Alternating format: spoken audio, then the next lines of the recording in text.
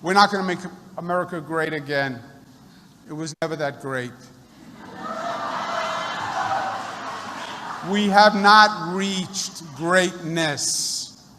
We will reach greatness when every American is fully engaged.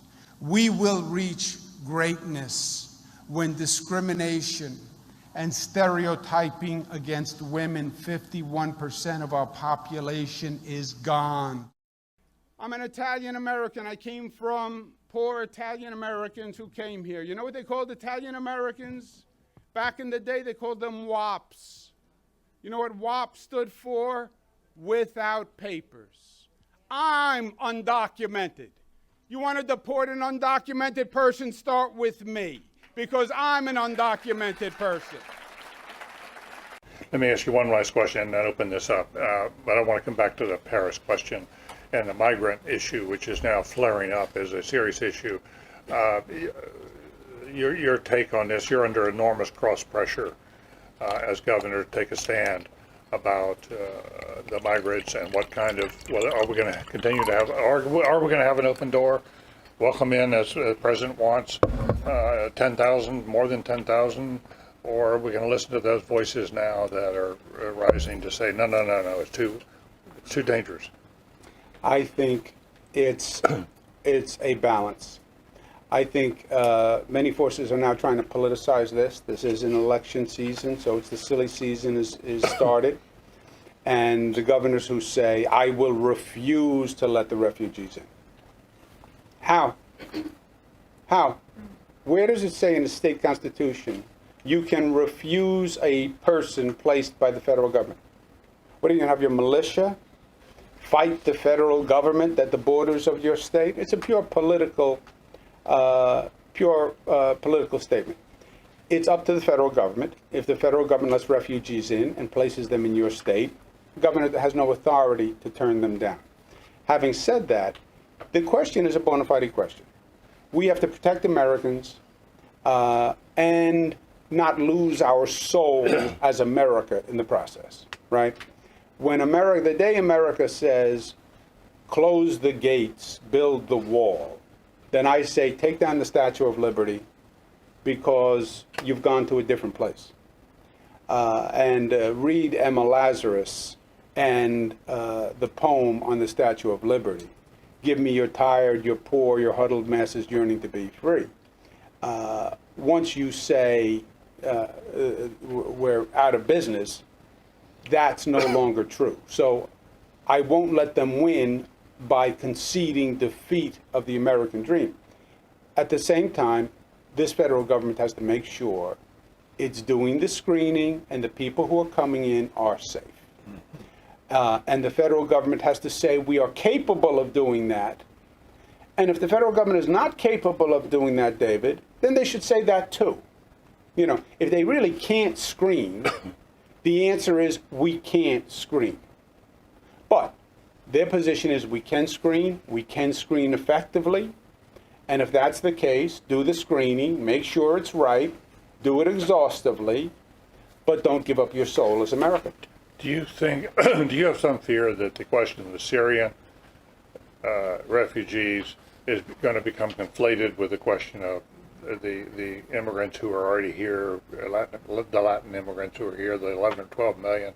This is all going to get roiled together, and there's going to be a big pushback against all of it. Yeah, I think in about 27 minutes, because the next time you have Donald Trump on the podium, he's just going to rattle off Syrian refugees in the whole line of, he's going to have them with the Mexicans, you know, in this afternoon probably.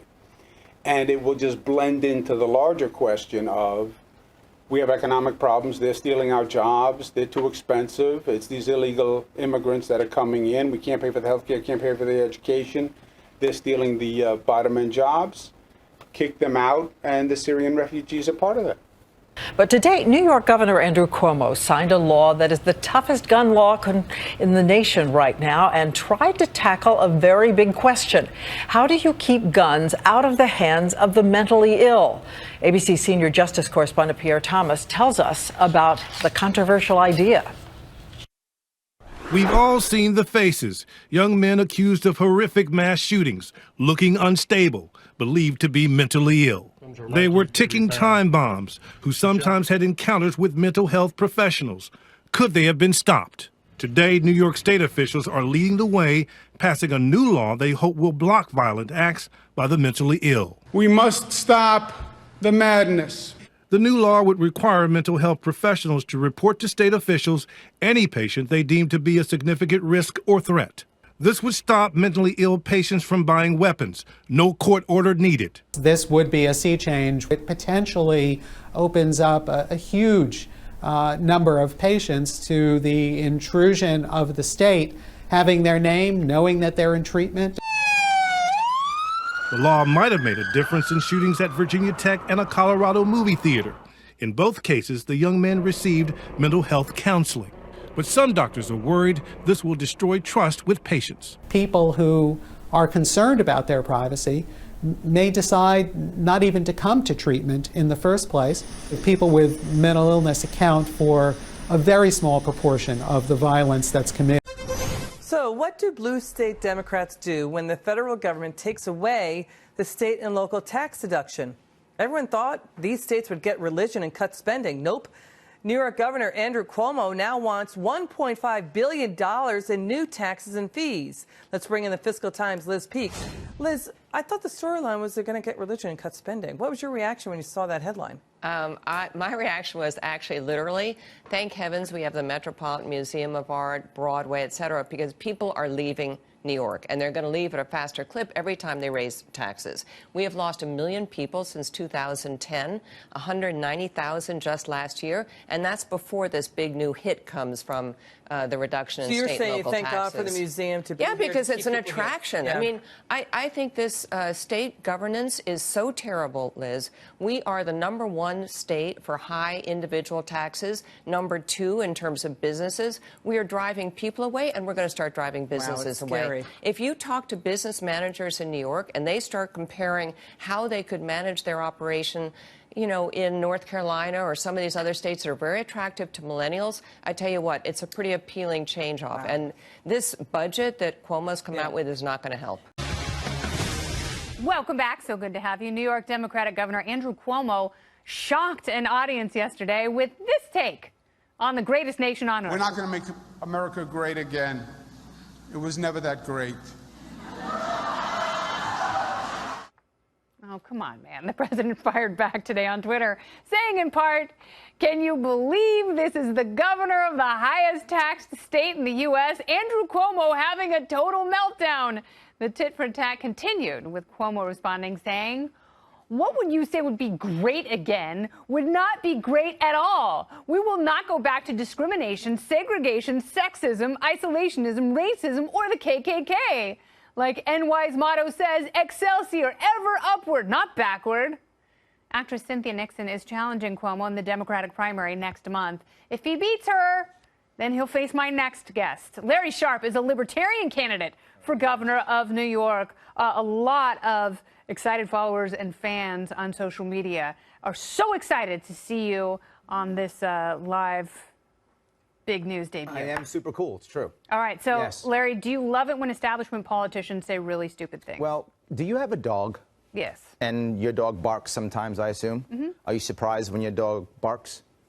Sometimes. But usually you expect the dog to bark, right? Sure. Yeah, I expect this from this guy. Yeah. Of course I do. His hubris, his arrogance has been the same way for 8 years. Now, I expect him even to say Cynthia Nixon said that I think this is just another example of Andrew Cuomo trying to figure out what a progressive sounds like and missing by a mile. When politicians say really stupid things, it's when they not only reveal themselves, but they're trying to be something that they're not. I'm not sure that's true with him. I mean, I think if you look at what he's been, he is whatever he thinks will get him to win. He's always trying to motivate his base. In New York State, we have a big problem, and that is about 70% of us don't vote. So he's just hoping that some people stay home and his base keeps coming out. That's what he's trying to achieve. But there's a second piece here. All he cares about is beating Trump. That's it. He's running for president. He's been running for president for literally months. If Trump said the sky was blue, he would say it's green. Yes. And he wouldn't care. And there's a bunch of New Yorkers who would agree with him, whatever he said. Well,